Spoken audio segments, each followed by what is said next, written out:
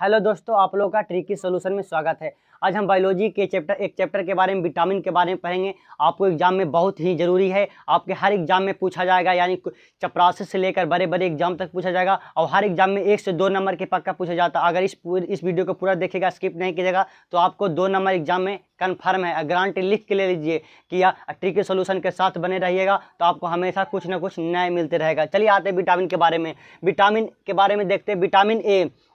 Vitamin A का chemical नाम क्या आता है? इसका केमिकल नाम रेटिनॉल है। विटामिन ए का क्या नाम है? केमिकल नाम क्या है? विटामिन ए का केमिकल रेटिनॉल है। इसके कमी से कौन सा रोग होता है? इसके कमी से रतौंधी रोग होता है। याद रखिएगा, इसके कमी से रतौंधी रोग होता है। इसका विटामिन यानी केमिकल नेम क्या है? रेटिनॉल है।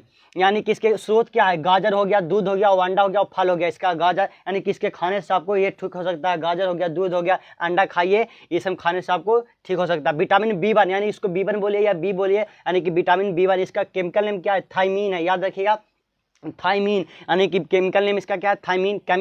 इसके कमी से कौन सा रोग? एक क्वेश्चन पूछा भी गया है यानी कि एग्जाम में कि विटामिन बी की कमी से कौन सा रोग होता है, तो यानी कि ऑप्शन उसमें था बी, यानी कि आप टिक लगा देगा बी, यानी कि बेरी होता है विटामिन बी की कमी से। इसका स्रोत क्या है? मूंगफली है, आलू है, सब्जियां हैं, ये सब खाने से आप ठीक हो सकते हैं। यानी विटामिन B2 यानी क्या? विटामिन B2 यानी इसका केमिकल नेम क्या है? राइबोफ्लेविन है। राइबोफ्लेविलिन है। क्या चीज़ का है? Chemical name. यानी विटामिन B2 का रासायनिक नेम क्या है? राइबोफ्लेविलिन है। यानी कमी से, इसके कमी से कौन सा रोग होता है? त्वचा फटना होता है, त्वचा फट जाता है, आँख का रोग हो जाता है, कुछ रोग हो जाते हैं आँखों में, जो मतलब कि विटामिन B2 की कमी से होता है। यानी कि इसका स्रोत इसके खाने से, यानी इसके खाने से आपको विटामिन B2 से आपके शरीर में विटामिन B2 की कमी नहीं होगा। अंडा हो गया, दूध हो गया, हरी सब्जियाँ हो गया।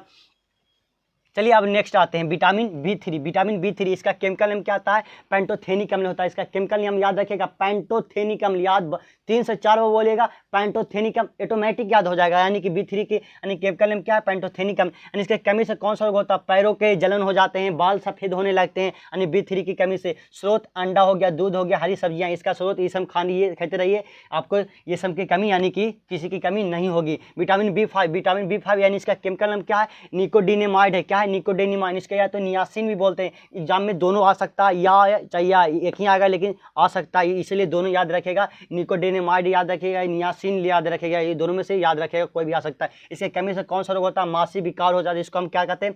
पेलेग्रा कहते हैं। क्या बोलते हैं? पेलेग्रा। यानी कि स्रोत क्या है? मांस हो गया, मूंगफली हो गया, और ये सब आलू ये सब खाइएगा तो इसका क्या चीज़ हो जाएगा? विटामिन B की कमी से आपको पूरा हो जाएगा शरीर में। विटामिन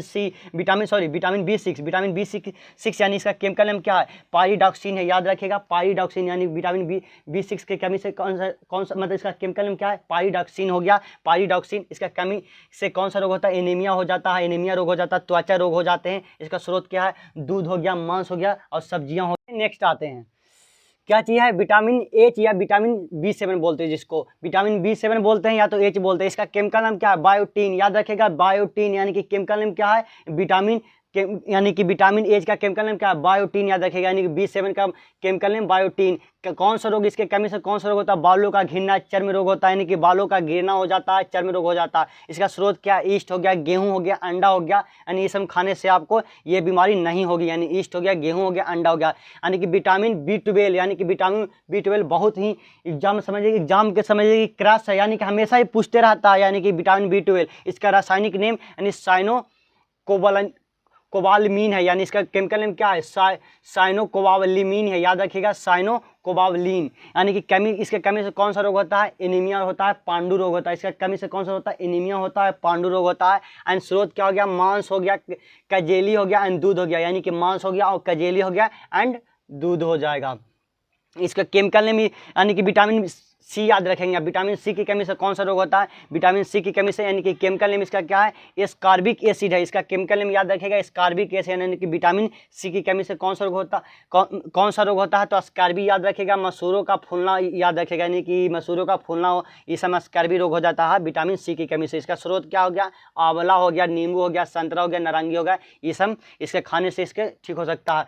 आप लोग यानी कि आप लोग मेहनत करते रहिए, सफलता आपको जरूर मिलेगी, सुनिश्चित है। यानी कि इस मेहनत से नहीं डरेगा। जो बोलते हैं ना, जो मेहनत पे भरोसा करते हैं वो किस्मत की बात कभी करते ही नहीं। इसलिए आप मेहनत पे भरोसा कीजिए, किस्मत तो खुद खुलेगा। यानी कि किस्मत का राह कैसे है? मेहनत करने पर। इसलिए आप मेहनत करते जाइए, यानी भगवान जरूर फल देता है। जानते हैं कि यानी मेहनत का फल क्या होता है? मीठा होता है। चलिए विटामिन डी क्या की ओर आते हैं। यानी विटामिन डी यानी इसका केमिकल नेम क्या है, कैल्सीफेरॉल याद रखेगा। यानी विटामिन डी का यानी कि रासायनिक नाम क्या है, केमिकल नेम क्या है, कैल्सीफेरॉल याद रखेगा, कैल्सीफेरॉल। यानी इसके कमी से कौन सा रोग होता है, रिकेट्स याद रखेगा। कौन क्या चीज़ रखेगा, रिकेट्स याद रखेगा। यानी कि कमी से कैल्सीफेरॉल, और इसका रोग क्या, यानी कि रोग क्या है, रिकेट्स होते हैं। इसका सूरज का प्रकाश हो गया, दूध हो गया, अंडा हो गया। इसका स्रोत क्या है, सूरज का प्रकाश, दूध, अंडा। क्वेश्चन ये भी पूछता है कि किस समय में यानी कि सूरज का प्रकाश लेना सबसे ज़्यादा यानी कि विटामिन डी मिलता है सूरज के प्रकाश में। तो याद रखिएगा सुबह 10 बजे से लेकर शाम को यानी कि 3 बजे तक यानी कि सूरज का प्रकाश यानी कि ज़्यादा अच्छा, उसमें धूप में बैठने से आपको विटामिन डी अच्छा से मिलेगा। फिर आते हैं विटामिन ई। विटामिन ई इसका केमिकल नेम क्या है, टेकोफेरॉल है। इसका नाम याद रखिएगा, टेकोफेरॉल। इसके कमी से कौन सा रोग होता है, जनन शक्ति कम हो जाता है। इसको में क्या चाहिए, जनन शक्ति कम हो जाएगा। इसका केमिकल नेम क्या है, टेकोफेरॉल याद रखिएगा, टेकोफेरॉल। इसका स्रोत क्या है, हरी सब्जियां, मक्खन, दूध। आप मेरा वॉइस ही सुन के याद हो जाएगा, ये मेरा कन्फर्म रहा, गारंटी रहा।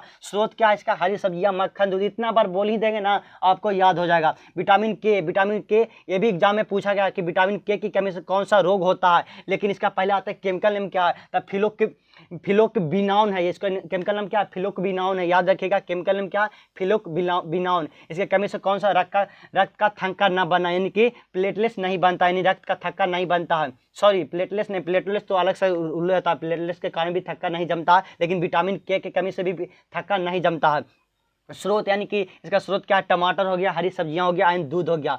वीडियो अगर पसंद आएगा तो जरूर से जरूर लाइक कीजिएगा और ज़्यादा से ज़्यादा लोगों के साथ शेयर कीजिएगा, ताकि हम नए नए आपको अपडेट बताते रहेंगे और नए नए वीडियो बनाते रहेंगे, जिससे आपके एग्ज़ाम के लिए, आपके फ्यूचर के लिए, कहा कि ये एग्ज़ाम के लिए ही नहीं काफ़ी है, आपके लिए ज़िंदगी में भी बहुत ज़रूरी है। कहा कि इसमें जिसम कमी से रोग हो जाता है, लोग अथी भी हो जाते थे, इससे खाने से अथी हो जाता है।